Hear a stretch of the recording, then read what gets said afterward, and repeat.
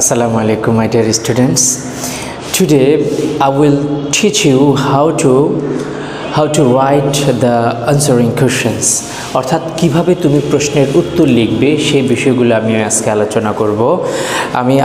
তার আগে আমি ক্লাসে বলেছিলাম যে তোমাদেরকে কয়েকটা বিষয় মাথায় রাখতে হবে তুমি যখন প্রশ্ন লিখবা। নাম্বার 1 হচ্ছে টেন্স, অর্থাৎ তোমার প্রশ্নটা যেই টেন্সে তুমি উত্তরটা সেই টেন্সে দেওয়ার চেষ্টা করবে। তারপর দ্বিতীয় নাম্বার হলো সিনট্যাক্স, অর্থাৎ ওয়ার্ডের অ্যারেঞ্জমেন্ট তোমার ঠিক থাকতে হবে। অর্থাৎ প্রথমে সাবজেক্ট বসাবা, তারপরে তুমি ভার্ব বসাবা এবং এইভাবে তুমি সেন্টেন্সটাকে সাজাবা। অর্থাৎ প্রত্যেকটা সেন্টেন্স, প্রত্যেকটা ক্লজে যাতে তোমার সাবজেক্ট থাকে, ভার্ব থাকে, অর্থাৎ গ্রামাটিক্যালি অ্যাকিউরেসি এখানে থাকতে হবে। আরেকটা ব্যাপার আমি কি বলেছিলাম যে তোমরা you have to try to use synonyms or synonymous words. তাহলে সিনোনিম ব্যবহার করতে ট্রাই করতে হবে। কখনো একদম সরাসরি প্যাসেজ থেকে তুমি কোনো লাইন তুলে দিবা না, একদম সরাসরি একটু মডিফিকেশন করে তুমি তুলে দিবা। তাহলে চলো আমরা কিছু যে তোমাদেরকে আমি লাস্ট ক্লাসে পড়িয়েছিলাম যে ট্রাফিক এডুকেশন, এখানের যে লেসন 1টা আমি তোমাদেরকে পড়িয়েছিলাম সেটার উপরে আজকে যে প্রশ্ন, এই প্রশ্নগুলো নিয়ে আমি আলোচনা করব। ওই যে when you are in the driving seat of a car you have the steering and the horn at your hands। এই প্যাসেজটা যে আমি পড়িয়েছি, এই প্যাসেজটা থেকে কিছু ডিফিকাল্ট কোশ্চেন এবং এগুলো লেখার নিয়ম কানুন আমি তোমাদেরকে শেখাবো। দেখো, লুক অ্যাট দ্য বোর্ড। প্রথম প্রশ্নটা হচ্ছে why is a human brain called sophisticated machine. তাহলে হিউম্যান ব্রেইন, মানুষের ব্রেইনকে কেন সফিস্টিকেটেড, একটা আধুনিক অভিজাত একটা মেশিন কেন বলা হয়, অত্যাধুনিক কেন বলা হয়? যা এখানে খেয়াল করো, ওয়াই ইজ, এই প্রশ্নটা কিন্তু তোমাকে প্রেজেন্ট টেন্সে হয়েছে, তার মানে তুমি উত্তরটা তোমার দেওয়ার চেষ্টা করতে হবে প্রেজেন্ট টেন্সে। তাহলে দেখো, why is human brain called, এখানে দেখো প্যাসিভ হয়েছে ইজ। আমরা জানি যদি অ্যাম ইজ আর থাকে সেটা হচ্ছে প্রেজেন্ট কন্টিনিউয়াস টেন্স, এরপরে ভার্বের আইএনজি ফর্ম বসার কথা। কিন্তু যখন প্যাসিভ হবে তখন এগুলোর পরে ভার্বের পাস্ট পার্টিসিপল ফর্ম ব্যবহৃত হবে, যার কারণে এখানে ইজ এগুলোর পরে দেখো কল্ড হয়েছে। আমি আশা করি তোমরা এটা বুঝতে পেরেছো। কারণ কি?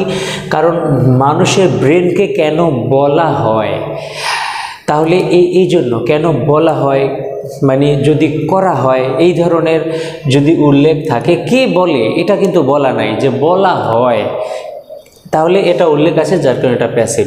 আর তুমি ইজ দেখে বুঝলা যে প্রেজেন্ট টেন্স, যার কারণে এখানে প্রেজেন্ট টেন্স লিখতে হবে। আর একটা সবচেয়ে বড় ব্যাপার সেটা হলো প্রশ্নের একটা অংশ দিয়ে তুমি উত্তর লেখা যদি তুমি শুরু করতে পারো, it will better for you. এটা তোমার জন্য খুব ভালো হবে যদি প্রশ্নের একটা অংশ থেকে তুমি উত্তর লেখা শুরু করতে পারো। এটা যদি তুমি না পারো তাহলে প্রশ্নের একটা অংশ তুমি তোমার উত্তরের শেষে এমনভাবে উপস্থাপন করবে যাতে মানে তোমার আনসারটা আর্গুমেন্টেটিভ হয়, লজিক্যাল হয়। যেমন দেখো এখানে a human brain is called, দেখো হিউম্যান ব্রেইনকে বলা হয় যার কারণে প্যাসিভের কারণে ইজ কল্ড হয়েছে। দেখো প্রশ্নের একটা অংশ হুবহু আমি তুলে দিয়ে তারপর আমি এটা করার চেষ্টা করেছি। এখানে দেখো আ হিউম্যান ব্রেইন, এইটা হচ্ছে সাবজেক্ট, তারপরে অক্সিলারি ভার্ব, তারপরে মেইন ভার্ব।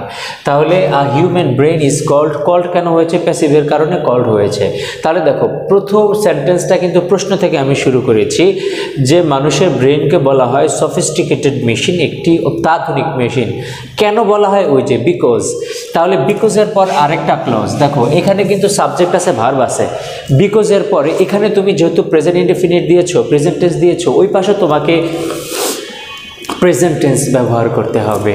যেমন দেখো এখানে it third person singular number present indefinite টেন্সে ভার্বের সাথে এস বা ইয়ের যোগ হয়, দেখো যার কারণে ইট ওয়ার্কস হয়েছে। ইট ওয়ার্কস ন্যাচারালি, এটা মানে প্রকৃতিগতভাবে কাজ করে। অ্যান্ড দেখো আরেকটা ক্লজ শুরু হয়েছে, এখানেও কিন্তু ভার্ব আছে, দেখো ইট ইজ অ্যাবল টু অপারেট। তাহলে দেখো তুমি যেই কয়টা ক্লজ একটা প্রশ্নের মধ্যে লিখবা, প্রত্যেকটা ক্লজের মধ্যে তুমি সাবজেক্ট দিবা, ভার্ব দিবা। অ্যান্ড ইট ইজ, আবার দেখো প্রত্যেকটা ক্লজে কিন্তু present tense. And it is able to operate, এবং এটা অপারেট করতে পারে, চালনা করতে পারে অন এভার চেঞ্জিং কন্ডিশনস, যে সব সময় পরিবর্তনশীল অবস্থার সাথে, অ্যান্ড স্ট্যান্ডার্ড অফ জাজমেন্ট, এবং বিচার বিবেচনার জন্য যেটা সবচেয়ে ভালো মানসম্পন্ন এই অনুযায়ী সে অপারেট কাজ করতে পারে।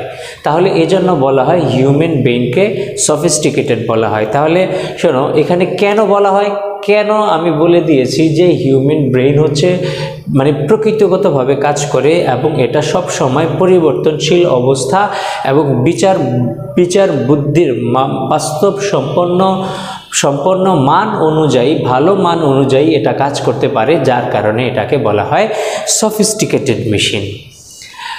I believe you can understand the fact. তাহলে আমি আশা করি যে তোমরা ব্যাপারটা বুঝতে পেরেছো। তাহলে আমি আবার বলছি, তুমি সেন্টেন্স অর্থাৎ তোমার সাবজেক্ট টেন্স ঠিক থাকতে হবে, সিনট্যাক্স থাকতে হবে, ওয়ার্ড অ্যারেঞ্জমেন্টগুলো তোমার ঠিক থাকতে হবে। একটা প্রশ্নে তুমি যে ক্লজগুলো লিখবা প্রত্যেকটা ক্লজে সাবজেক্ট ভার্ব থাকবে, অর্থাৎ সব কিছু হচ্ছে তোমার গ্রামাটিক্যাল অ্যারেঞ্জমেন্টটা তোমার ঠিক থাকতে হবে। এবং সর্বোপরি যে প্রশ্নটা তোমাকে বলা হয় ওই প্রশ্নটা তুমি এমনভাবে আনসার করতে হবে যাতে তুমি মানে একজন এক্সামিনার বুঝতে পারে যে উত্তরটা সরাসরি চলে এসেছে। তোমরা ভুলটা করো কোথায় জানো? তোমরা ভুলটা করো হচ্ছে তুমি যখন একটা প্রশ্নের উত্তর দিবা তখন তুমি যখন দেখো যে সিন প্যাসেজের সাথে এই লাইনটা মিল রয়েছে, তুমি সরাসরি লাইনটা তুলে দাও। স্ট্রং, এভাবে করবা না। তাহলে তোমার যেই অংশটা যেভাবে চেয়েছে পরীক্ষক সেইভাবে তুমি উত্তরটা দেওয়ার চেষ্টা করতে হবে। আমরা এটা আলোচনা করে ফেলেছি, এবার দেখো এই আলোচনাটা, how is the human brain essential to be work while driving. তাহলে এখানে দেখো how is human brain essential, এখানে ইজ দেখে তুমি বুঝলা এই প্রশ্নটাও প্রেজেন্ট ইনডিফিনিট টেন্সে রয়েছে। How is the human brain essential, কীভাবে প্রয়োজনীয় হিউম্যান ব্রেইন মানুষের ব্রেইনটা টু বি অ্যাট ওয়ার্ক কাজ করে, হোয়াইল ড্রাইভিং অর্থাৎ ড্রাইভিংয়ের সময় কিভাবে মানুষের ব্রেইনটা প্রয়োজন, কাজ করার প্রয়োজন, এটাকে তোমাকে এখানে বলা হয়েছে। দেখো human brain is intelligent by nature, এখানে কিন্তু আমি এই সেন্টেন্সের কোনো লাইন দ্বারা কিন্তু আমি শুরু করি নাই, কিন্তু একটা ওয়ার্ড আছে কিন্তু হিউম্যান ব্রেইনটা এখানেও আছে। তাহলে দেখো আমি প্রথমে বলেছি যে তুমি একটা সেন্টেন্স তুমি শুরু করবা হচ্ছে প্রশ্নের একটা অংশ থেকে উত্তর লেখার জন্য তুমি ট্রাই করবে। If it will not be possible, এটা যদি তোমার সম্ভব না হয় তাহলে সেক্ষেত্রে তুমি প্রশ্নের অংশটাকে নিচে তোমার লেখার শেষে এমনভাবে উপস্থাপন করবে যাতে বোঝা যায় যে প্রশ্নটা সরাসরি পুরোপুরি উত্তরকৃত এখানে হয়েছে, উত্তর দেওয়া হয়েছে। তাহলে এখানে দেখো human brain is intelligent by nature by দ্বারা কিন্তু দ্বারা না, মানে প্রকৃতিগতভাবে। তাহলে হিউম্যান ব্রেইন ইজ, দেখো এখানে সাবজেক্ট আছে ভার্ব আছে, ইন্টেলিজেন্ট বাই নেচার। তাহলে হিউম্যান ব্রেইন ইজ ইন্টেলিজেন্ট, এখানে কমপ্লিমেন্ট। তাহলে human brain is intelligent by nature, human brain হলো প্রকৃতিগতভাবে বুদ্ধিমত্তা সম্পন্ন। ইট ক্যান ওয়ার্ক, এখানে দেখো ফুল স্টপ আছে, ফুল স্টপ তার মানে এখানে একটা সেন্টেন্স শেষ, এখানে আমি আরেকটা সেন্টেন্স শুরু করব। তাহলে দেখো প্রত্যেকটা সেন্টেন্সে কিন্তু তোমার একটা সাবজেক্ট একটা ভার্ব থাকবে। দেখো it, can auxiliary verb, work main verb. তোমরা জানো যে মৌডাল ভার্বগুলো রয়েছে এগুলোর পরে ভার্বের বেস ফর্ম বসে, যার কারণে এখানে কিন্তু ভার্বের বেস ফর্ম বসছে। দেখো প্রশ্ন যেহেতু আমার প্রেজেন্ট ইনডিফিনিট টেন্সে, আমি প্রত্যেকটা ক্লজ প্রত্যেকটা সেন্টেন্স যে লিখছি প্রত্যেকটা সেন্টেন্স কিন্তু প্রেজেন্ট ইনডিফিনিট টেন্স ব্যবহার করছি আমি। তাহলে ইট ক্যান ওয়ার্ক এটা কাজ করতে পারে on any situation or any ever changing conditions. তাহলে হিউম্যান ব্রেইন এটা হচ্ছে কি ইন্টেলিজেন্ট বাই নেচার, প্রকৃতিগতভাবে এটা বুদ্ধিমত্তা সম্পন্ন। ইট ক্যান ওয়ার্ক এটা কাজ করতে পারে মানে অন এনি যে কোনো সিচুয়েশনে এই ব্রেনটা কাজ করতে পারে। আর যে সিপিইউ বা কম্পিউটারের যে ব্রেইন এখানে দেখা যায় যেভাবে প্রোগ্রাম করা থাকে সেভাবে সে কাজ করতে পারে, এর বাহিরে কাজ করতে পারে না। কিন্তু হিউম্যান ব্রেইন এমনভাবে প্রকৃতিগতভাবে শক্তিশালী বা বুদ্ধিমত্তা সম্পন্ন, এটা সব সময় যে কোনো পরিবর্তনশীল অবস্থার সাথে এটা মানিয়ে নিতে পারে। তাহলে খেয়াল করো ইট ক্যান ওয়ার্ক, হ্যাঁ তাহলে অ্যাগেন এবং the conditions in the traffic keep এখানে দেখো দ্য কন্ডিশনস, এখানে কিন্তু এটা হচ্ছে সাবজেক্ট দ্য কন্ডিশন। তাহলে ইন দ্য ট্রাফিক শোনো তুমি যদি মনে করো যে ট্রাফিক সিঙ্গুলার আছে, যার কারণে এখানে তো কিপস হওয়ার কথা, কিন্তু এখানে তো এটা হচ্ছে এখানে প্রেপোজিশনাল ফ্রেজ। প্রেপোজিশনাল ফ্রেজ কাকে বলে? কয়েকটা ওয়ার্ডের শুরুতে যদি একটা প্রেপোজিশন থাকে তাহলে সেটা হচ্ছে প্রেপোজিশনাল ফ্রেজ। এই প্রেপোজিশনাল ফ্রেজগুলো সাবজেক্ট বা অবজেক্টের অন্তর্ভুক্ত হবে না।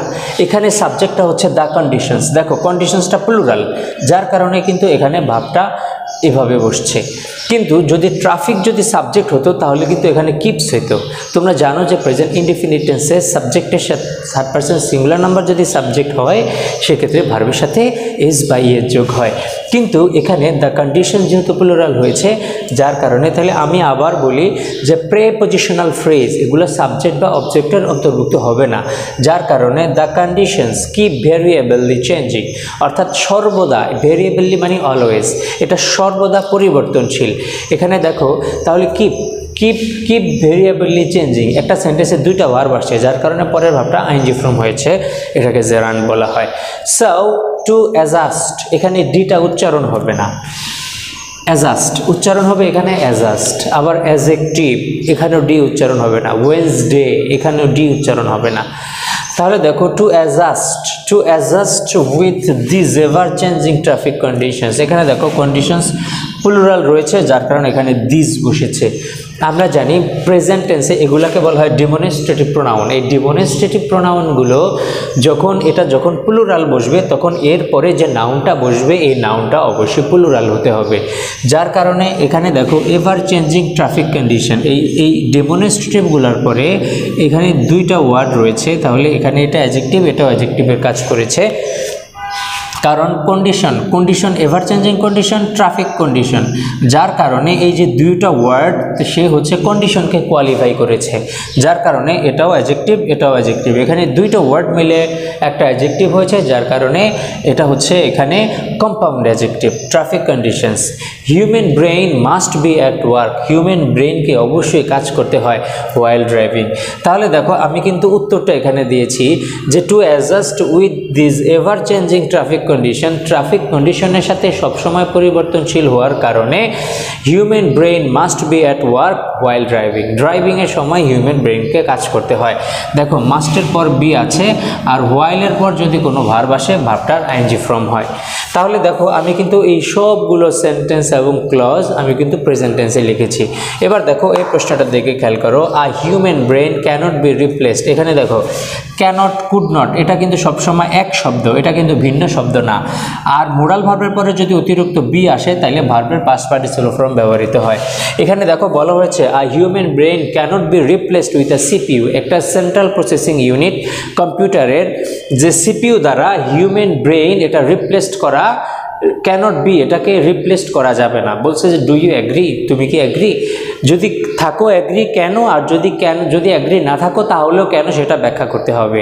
যার কারণে এখানে খেয়াল করো, এখানে তোমার এই ধরনের প্রশ্ন প্রায় থাকে, তাহলে তুমি এই ধরনের প্রশ্নের কিভাবে উত্তর দিবা হচ্ছে ইয়েস। প্রথমে তুমি বলবা যদি অ্যাগ্রি থাকো তাহলে বলবা ইয়েস, না থাকলে নো, তারপরে তুমি তোমার যুক্তি দেখাবা। Yes I agree with the statement, তুমি ঠিক এইভাবেই বলবা, তুমি আবার এই প্যাসেজটা এটা তুলে দেওয়ার দরকার নেই, তুমি দিবা যে স্টেটমেন্ট। তাহলে ইয়েস আই অ্যাগ্রি, আমি রাজি with the statement because human brain, দেখো এখানেও কিন্তু সাবজেক্ট আছে, ভার্ব আছে, অর্থাৎ প্রত্যেকটা ক্লোজে তোমার সাবজেক্ট ভার্ব দিতে হবে। দেখো বিকজের আগে পরে দেখো হিউম্যান ব্রেইন ইজ, আর যেখানে প্রশ্নটা যেহেতু দেখো ডু আছে, ডু ইউ অ্যাগ্রি, তাহলে এটা প্রেজেন্ট টেন্স, তার মানে আমার উত্তরটাও প্রেজেন্ট টেন্সে করতে হবে। যার কারণে human brain is the most sophisticated machine, এটা হচ্ছে সবচেয়ে একটা অত্যাধুনিক machine. It is able to, এখানে দেখো প্রত্যেকটা ক্লোজে কিন্তু সাবজেক্ট ভার্ব আছে। It is able to operate, it is able to work on ever changing condition, সব পরিবর্তনশীল অবস্থার সাথে এটা কাজ করতে পারে। And standard of judgement on the other hand, অন্যদিকে দেখো আমি হিউম্যান ব্রেইন আর হচ্ছে সিপিইউ এই দুইটার একটু আলোচনা করেছি। তাহলে প্রথমে আমি হিউম্যান ব্রেইন নিয়ে কথা বললাম, তারপরে অন দ্য আদার হ্যান্ড অন্যদিকে সিপিইউ ইজ আর্টিফিশিয়াল, সিপিইউ হলো একটা কৃত্রিম, and can work only under fixed condition, আর এই যে সিপিইউ এটা কাজ করতে পারে হচ্ছে নির্দিষ্ট কিছু অবস্থার উপরে। তাহলে ফিক্সড কন্ডিশনস ইজ জাজমেন্ট, এবং নির্দিষ্ট বিচার, অর্থাৎ সেখানে যে বিচার যে প্রোগ্রামগুলো যেভাবে সেট করা থাকে ওইভাবেই হচ্ছে এটা কাজ করে। দ্যাট ইজ হোয়াই, এই কারণে। দেখো তাহলে আমাকে প্রথমে বলেছে যে হিউম্যান ব্রেন কি সিপিইউ দ্বারা রিপ্লেস করা সম্ভব। আমি বলেছি যে এটার সাথে কি তুমি একমত? আমি বলেছি হ্যাঁ আমি একমত। তারপর আমি হিউম্যান ব্রেন নিয়ে একটা কথা বললাম, তারপরে আমি সিপিইউ নিয়ে একটা কথা বললাম। এই দুইটা কথা দিয়ে আমি যুক্তিকতা দিয়ে দেখিয়ে দিয়েছি যে হিউম্যান ব্রেনকে সিপিইউ দ্বারা রিপ্লেসড করা পসিবল না। এই কথাটাও আমি শেষে বলে দিয়েছি। দেখো, on the other hand CPU is artificial and can work only under fixed conditions and judgment. তাহলে এখানে খেয়াল করো, দেখো এখানে অ্যান্ডের আগে কিন্তু এখানে কন্ডিশনস, এটাও প্লুরাল আছে, এটাও প্লুরাল আছে, এগুলোকে বলা হয় প্যারালালিজম। অর্থাৎ অ্যান্ড, বাট, অর, কমা ইত্যাদি সহ আরও কিছু কনজাংশন রয়েছে, এগুলোর আগে পরে যে কোনো পার্টস অফ স্পিচের চেহারা একই রকম থাকে, এটাকে বলা হয় প্যারালালিজম। দ্যাটস ওয়াই, দেখো that's why a human brain cannot be replaced by a CPU. তাহলে এখানে আমি দুইটা কারণ দেখিয়ে তারপর আমি বলেছি যে এই কারণে হিউম্যান ব্রেন রিপ্লেসড করা যায় না একটা সিপিইউ দ্বারা। আমি আশা করি তোমরা বিষয়টা বুঝতে পেরেছো যে এই ধরনের যদি প্রশ্ন থাকে, যে আর্গুমেন্টেটিভ প্রশ্ন, যে এটা কি সম্ভব বা এটার সাথে কি তুমি অ্যাগ্রি কি অ্যাগ্রি না, তাহলে এই উত্তরগুলো তুমি এভাবে প্রদান করবে। তারপরে দেখো তোমাদের জন্য এখানে দুইটা প্রশ্ন রয়েছে, এগুলো তুমি উত্তর করবা, উত্তর করে তুমি আমার সাথে কমিউনিকেট করে আমাকে তুমি এই উত্তরগুলো দেখাবা। লিভ নো রুম ফর ফ্যান্টাসিজ, প্যাসেজে তোমার রয়েছে যে ফ্যান্টাসির জন্য কোনো, অর্থাৎ কল্পনার জন্য কোনো স্থান নেই। তাহলে এক্সপ্লেন ইট, এখানে বলছে যে তুমি তোমার নিজের ওয়ার্ডে, অর্থাৎ তুমি সিন প্যাসেজটা পড়ো, পড়ে তুমি এইভাবে এই যেই ক্যাটাগরিগুলো আমি বলেছি এইভাবে তুমি প্রশ্নটা সাজানোর ট্রাই করো, করে আমাকে দেখাও। Then I will give you feedback if you any problem in you answering the questions. তারপর দেখো to whom keep your cool, যে কাকে বলা হয়েছে, যে মানে শান্ত থাকতে বলা হয়েছে, এটা কাকে বলা হয়েছে। ইজ অ্যাডভাইসড অ্যান্ড হোয়াই, তাহলে এই যে কিপ ইউর কুল মানে তুমি শান্ত থাকো, তোমার মাথাকে ঠান্ডা রাখতে হবে, এটা কাকে বলা হয়েছে, এই উপদেশটা কাকে দেওয়া হয়েছে, অ্যান্ড হোয়াই এবং কেন দেওয়া হয়েছে। এই দুইটা this two questions are for you. আর এই প্রশ্ন লেখার নিয়ম আমি তোমাদেরকে এর আগেও দেখিয়েছি, আজকেও দেখালাম। Okay, thank you for being with me. Allah Hafiz. See you in the next class.